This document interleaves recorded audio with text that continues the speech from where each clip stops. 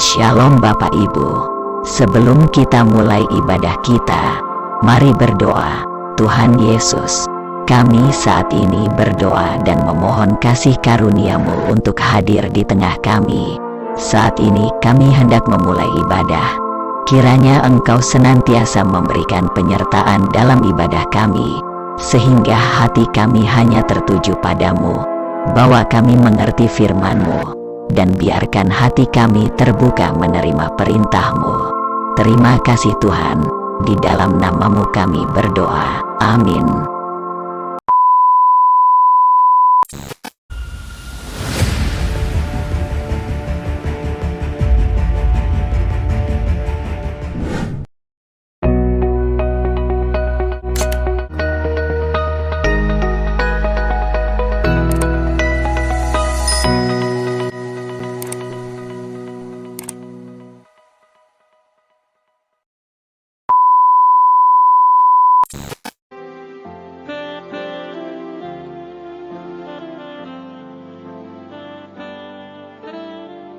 Saudara-saudari yang dikasihi oleh Tuhan Yesus Kristus, selamat bertemu kembali dalam program Arus Hayat Voice. Kali ini kita akan membahas mengekspresikan Allah dan hidup dalam roh. Pembacaan Alkitab kita ambil dalam Kejadian pasal 1 ayat 26.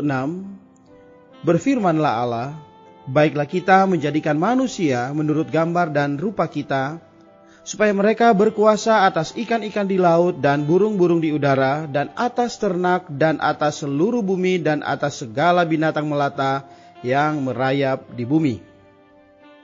Kemudian Efesus pasal 4 ayat 24, dan mengenakan manusia baru yang telah diciptakan menurut kehendak Allah di dalam kebenaran dan kekudusan yang sesungguhnya.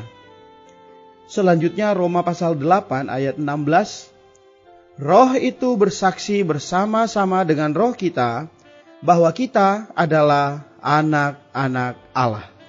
Demikianlah firman Tuhan. Saudara-saudari yang dikasihi Tuhan Yesus Kristus, Alkitab itu serangkai.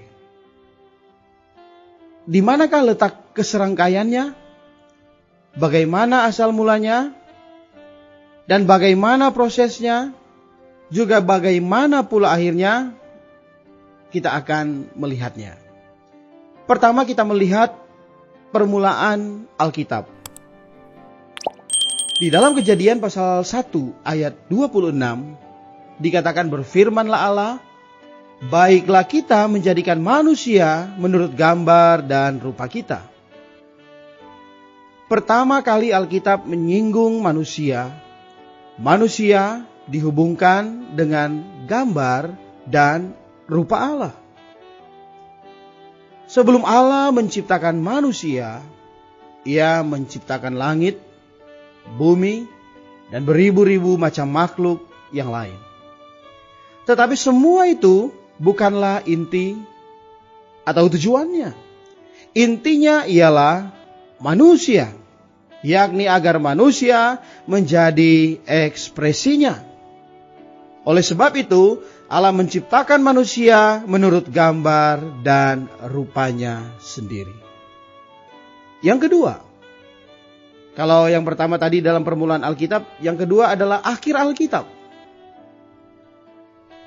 Jika kita melihat kitab Wahyu pasal 21 dan 22, di sana kita nampak munculnya satu kota. Kota ini merupakan sebuah lambang, bukan kota yang dibangun dengan tumpukan material. Kota ini ialah kota manusia hidup, yaitu orang-orang yang tertebus dan telah dilahir ulangkan dan yang telah diubah. Kota ini ialah susunan manusia hidup. Kota ini pun penuh dengan kemuliaan Allah. Apakah permata yaspis itu? Kalau Anda membaca Wahyu pasal 4, Anda akan tahu bahwa yaspis itu justru rupa yang dinyatakan Allah yang duduk di atas tahta. Yohanes melihat Allah yang duduk di atas tahta itu rupanya seperti permata yaspis. Sebab itu kota ini bersinar cemerlang bagaikan permata yaspis. Dari segi lambang, kota Allah ini ialah ekspresi Allah. Inilah prinsip keserangkaian Alkitab. Pada permulaannya, Alkitab mengatakan Allah menciptakan manusia serupa dengan Dia.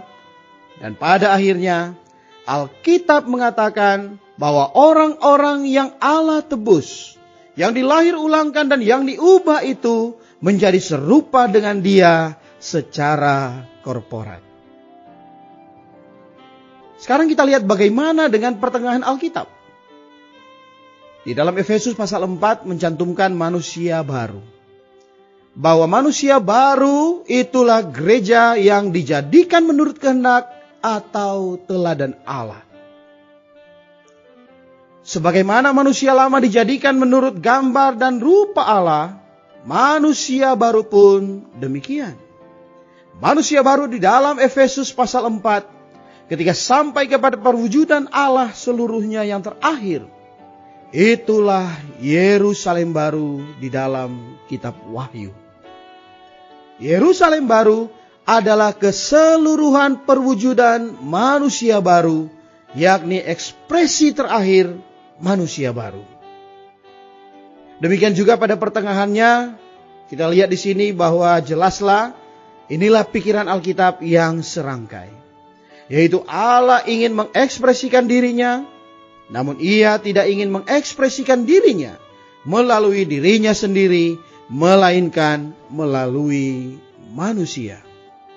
Saudara-saudari, hari ini kita harus nampak bahwa tujuan Allah yang serangkai dan yang inti pada diri kita sekali-kali bukanlah menyembah, bukanlah melayani atau bekerja baginya, melainkan menghendaki kita agar kita mengekspresikan Dia. Mungkin ada orang yang berkata, bukankah Paulus juga mengatakan tentang penyembahan dan pelayanan? Ya, tetapi ketahuilah bahwa penyembahan atau pelayanan yang Paulus katakan ialah mengekspresikan Kristus. Yang Allah kehendaki pada gereja bukan kegairahan, bukan penyembahan yang takwa, bukan pula pelayanan yang sukses. Tetapi yang Allah kehendaki adalah agar setiap orang dapat nampak kehadiran Allah di dalam gereja. Ketika kita membaca Alkitab, kita dapat nampak bahwa Allah menegur dan menghakimi umatnya kebanyakan bukan karena mereka melakukan dosa atau kejahatan, melainkan karena mereka bergairah melayani Allah, namun tidak mengekspresikannya. Bagaimana Allah dapat diekspresikan melalui kita?